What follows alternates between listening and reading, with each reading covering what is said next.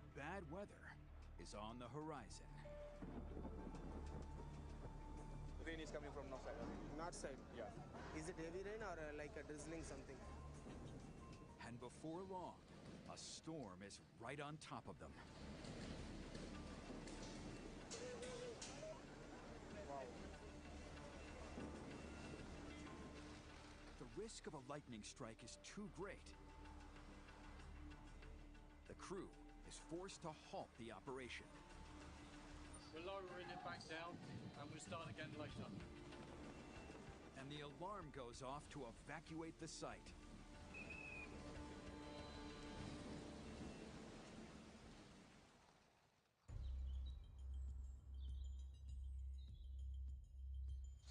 The next morning, the crew raises the node back up as quickly as possible. But they can't rush the final placement, because there's no room for error. You have to get it in the right position. You have to maybe tilt it to the left, tilt it to the right. If it's out by 1 degree, it's not going to meet up with that mega columns. Manipulating 120,000 pounds of steel is hard work.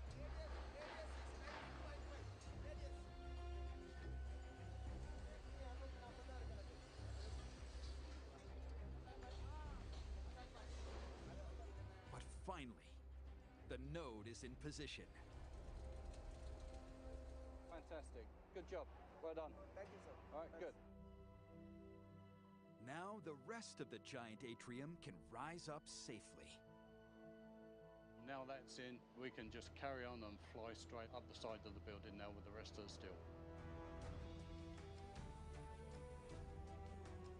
This crystalline-shaped skyscraper climbs to the clouds. And Asia's tallest tower becomes a new jewel in the crown for Malaysia's skyscraper city. Is iconic because of what it represents. To come together and bring progress not only for our current generation but for future generations. Part of the success of all major buildings is the fact that they work on people's imaginations. That sort of symbolism is what makes these sort of buildings legends within a city.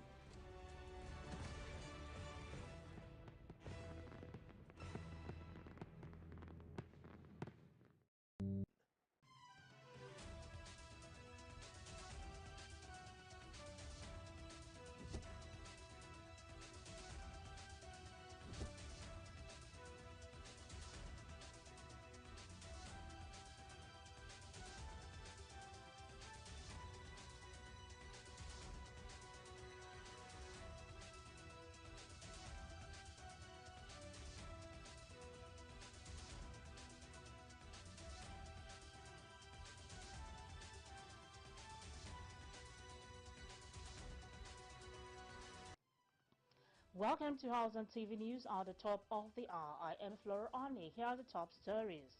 Steering Committee on National Housing Data holds maiden meeting, promises to deliver mandate. NLC President released on bail. RAPS Committee indicts Bureau for Public Enterprise over 10 billion naira wastage. Parents frustrated as damaged classroom at Ikorodu School remains unrepaired.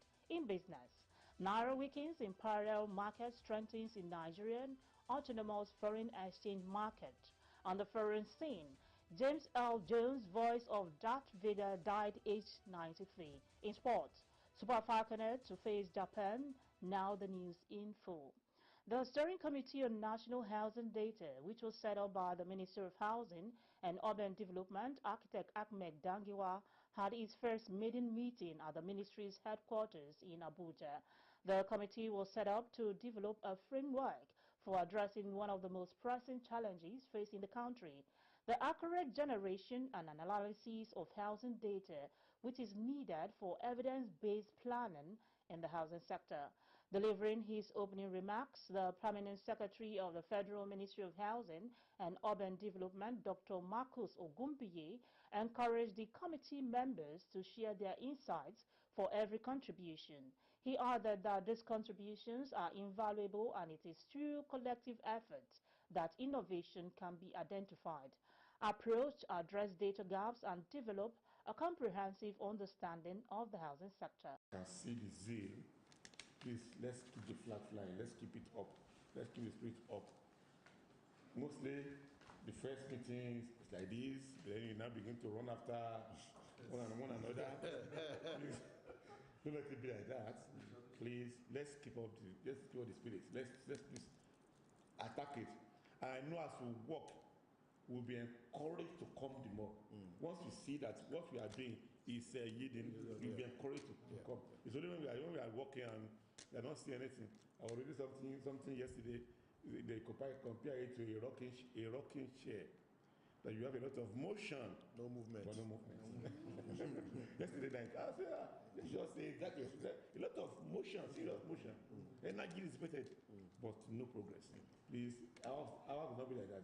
The MDC of Nigerian Mortgage Refinance Company, Kehinde Ogundemu, highlighted the project overview, goals and deliverables, roles and responsibilities, communication plan and meetings, technical working group costs and expenses and project roadmap and milestone for smooth sailing of the steering committee.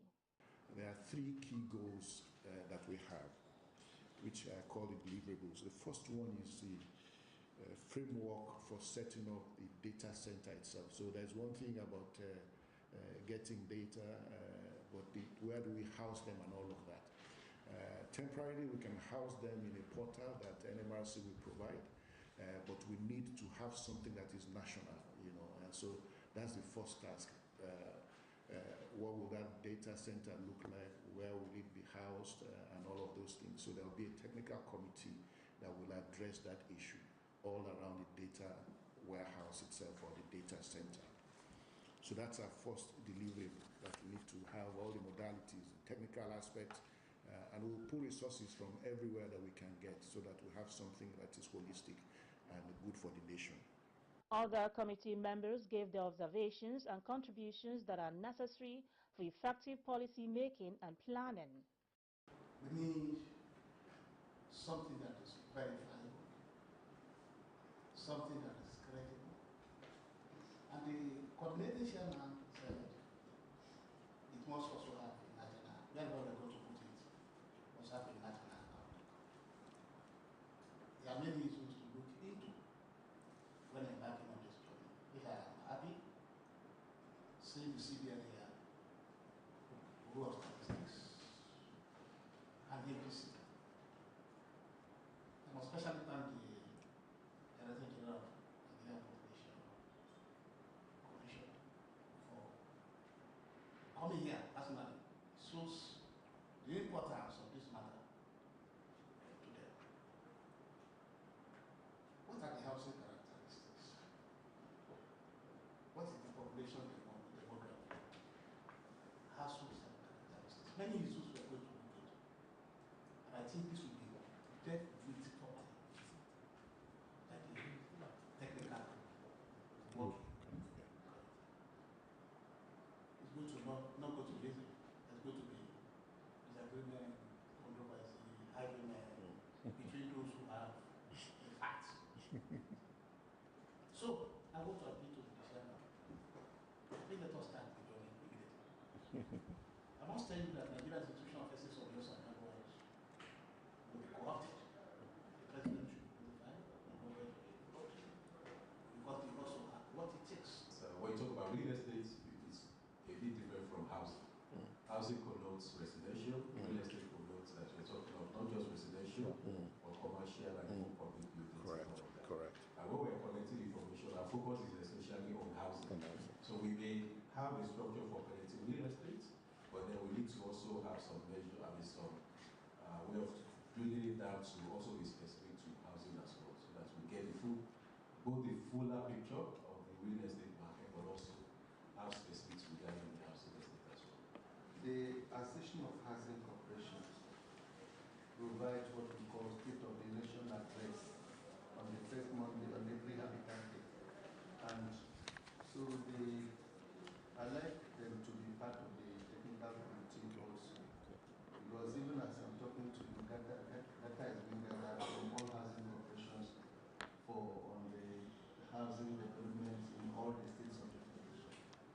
President of the Nigerian Labour Congress, Joe Ajaero, has been released on bail by the Department of State Security shortly before midnight, narrowly meeting the deadline set by unionists.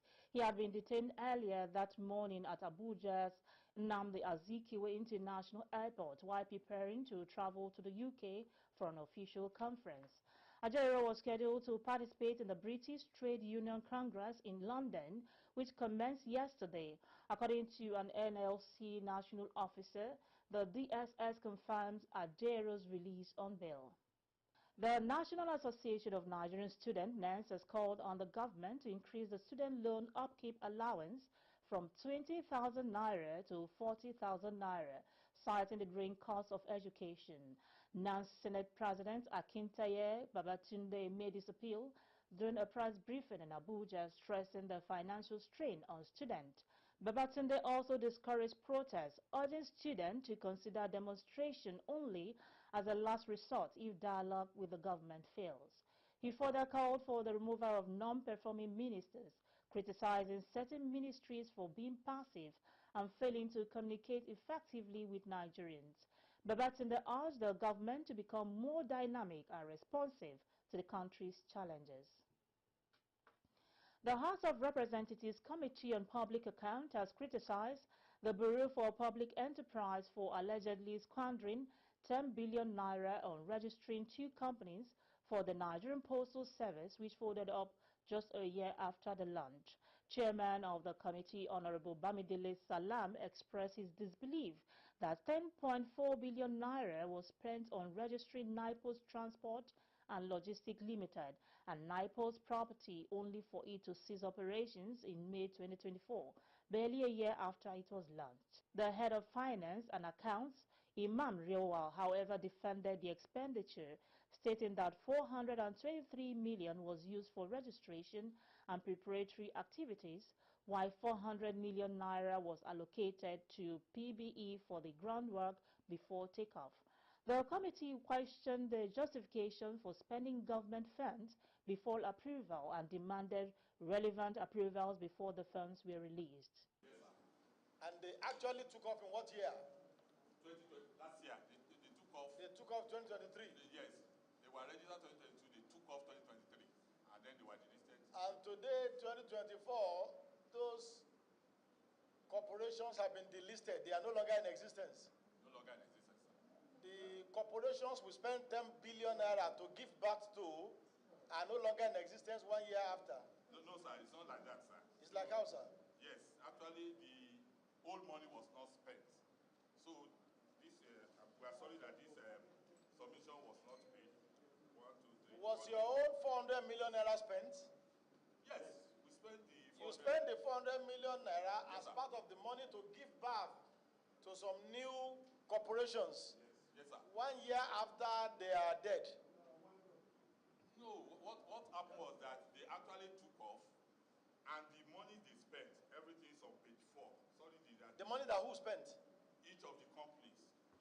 So the money they spent. No, I'm just asking an introductory question. Yes, sir. The purpose of that money is to form those corporations. Yes, sir. Is that correct? Yes. Are the corporations alive as we speak, as you and I speak? No, sir. Due to presidential directive, they were delisted this year, but not all the monies was spent. That was not all the 10 billion was spent. No, they were not. But your own 400 million was spent 100%. Yes, it was more or less like even pre-incorporation expenditure. So NIPO's 2017, the National Council on Privatization, that's the council, the board of PPE, gave approval that NIPOS should be reorganized. So 2 subsidiaries were created. So we have NIPOS Transport and Logistics Services Limited, and then we have NIPOS Properties and Development Company Limited. So because of a lot of political issues, and of course at times the NCP board maybe was not in place due to maybe changing political situations. So it was in 2022 that the subsidiaries were created. But this year, that's what. So the sum actually was for the takeoff of the subsidiaries of NIPOS. In his ruling, the chairman of the committee directed the Director General of PBE, Ayodeji Gbelehin, to appear before the committee on September 11 with all relevant documents, while expressing displeasure at the apparent violation of the Public Procurement Act. Flooding in Bauchi State has claimed 24 lives with 163 others injured and widespread destruction reported across 16 local government areas. Damages estimated at over 22 billion naira include the loss of livestock, homes and key infrastructure. State Commissioner for Humanitarian Affairs Hajara Yakubu Wanka made this known to journalists after an executive council meeting led by Governor Bala Muhammad. According to the commissioner, a committee has been tasked with assessing the full extent of the damage, but preliminary reports show significant losses, including the destruction of major roads, culverts, and electric poles. Wanka noted that no official displacement camps were set up, with victims instead of staying with relatives after initially being housed in local schools. The government is collaborating with health, education, and other ministries to address the impact of the disaster. Residents of Odogun in Lagos State have staged a protest against the illegal demolition of their homes. They claim that some state officials, in coalition with the Onikoro family, have executed a dubious 1936 judgment still under legal disputes. The committee issued a statement following a meeting recently calling on the state government to step in and prevent further unrest. They highlighted ongoing civil suits and an appeal related to the contested judgment. Youth leader Aliu Hassan Fijabi has asked state authorities to address the situation and halt the demolition, emphasizing the need for government intervention to resolve the conflict. After the break, more stories coming your way. Housing TV Africa on YouTube and click on the subscribe button. Subscribe to Housing TV Africa to stay updated on latest happenings in Nigeria's housing sector. Follow our social media pages, like and share our posts. On Facebook, Housing TV Africa. On Twitter, Housing TV Africa. Instagram, Housing TV Africa. Join the conversation and keep up with latest housing updates.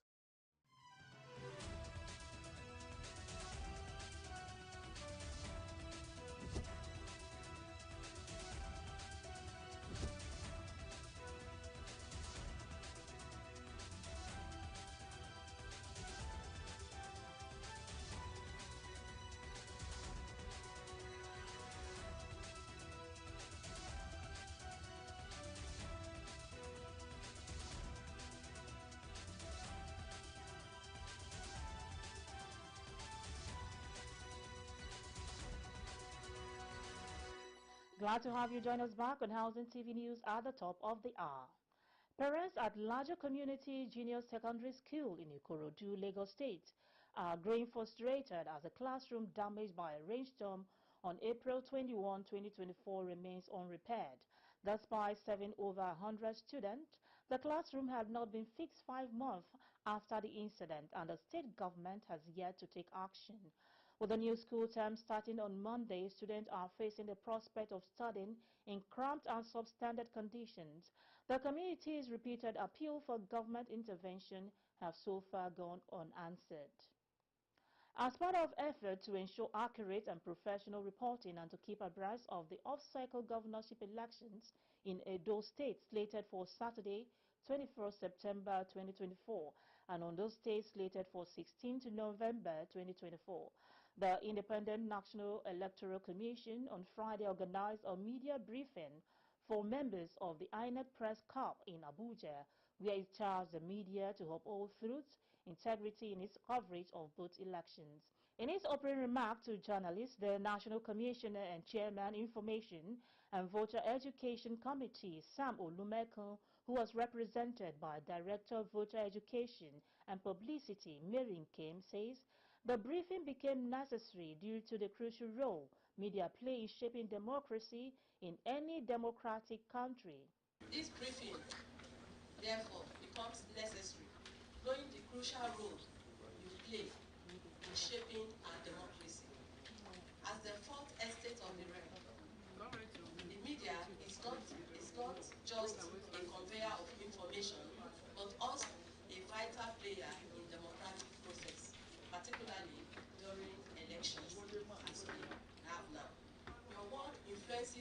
public perception, informs voter decisions, and upholds the integrity of electoral process.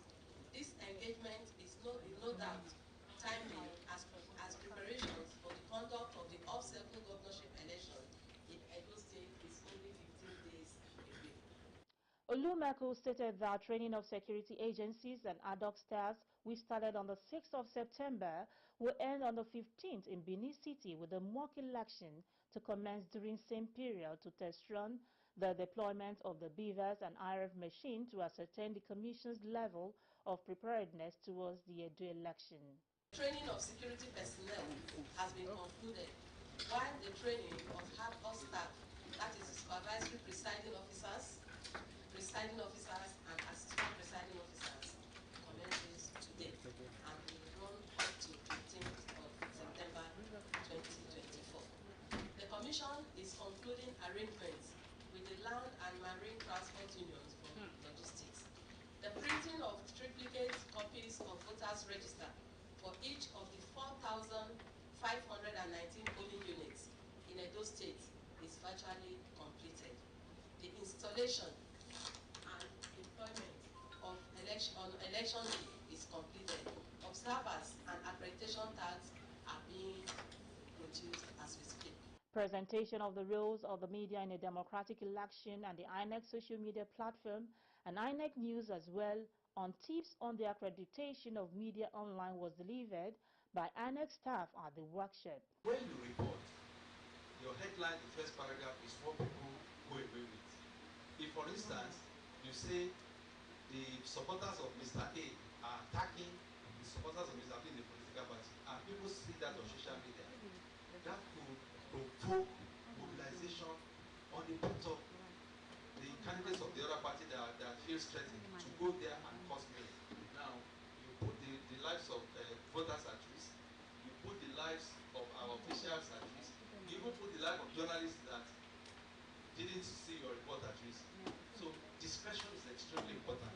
We need to be careful how we report, we need to be responsible how we report. The Commission has concluded arrangements with the Land and Maritime Transport Union for logistics with the printing of triplicate copies of voters' registers for each of the 4,419 polling units in Edo State virtually completed. The off-cycle governorship elections in Edo and Ondo will be holding on Saturday 21st September 2024 and Ondo on 16th November 2024 respectively.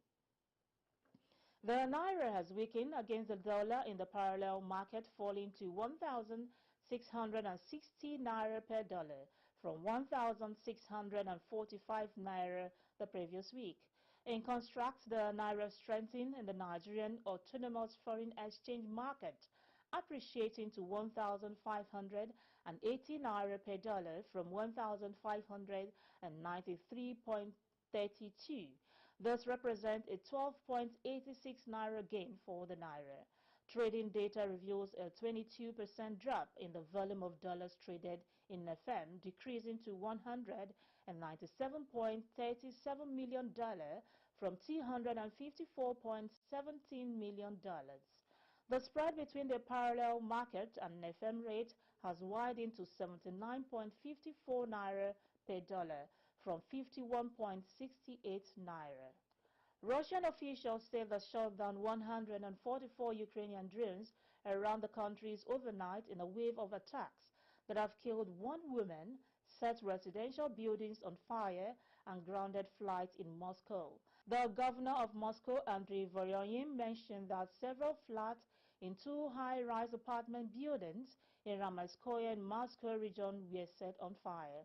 Mr. Voronin stated that a 46-year-old woman died and 3 people were injured in Ramanskoye, while 43 people were evacuated to temporary accommodation centers. Ukraine has so far not commented on the attacks. American actor James Earl Jones, best known for being the voice of the Star Wars villain Darth Vader, has died aged 93. He died early on Monday morning surrounded by his family, according to a statement released by Agent Barry. Jones starred in dozens of films, including Field of Dreams, Coming to America, Conan the Barbarian, and The Lion King. He was best known for giving the Star Wars supervillain Darth Vader his distinctive, gravelly voice. The Super Falconets are set to face Japan in the round of 16 at the 2024 FIFA Under-20 Women's World Cup, with a match scheduled for Friday, September 13 at the Estadio Metropolitano de Bogota. Christopher Danjuma's squad advanced after a decisive 4-0 victory over Venezuela, securing second place in their group behind Germany. The group stage included a win over South Korea and a loss to Germany, who topped the table. Japan, the team's next opponent, enters the knockout stage with a perfect record, having scored 13 goals and conceded only once in their group matches. They dominated New Zealand, Ghana and Austria to top Group E with an impressive goal difference.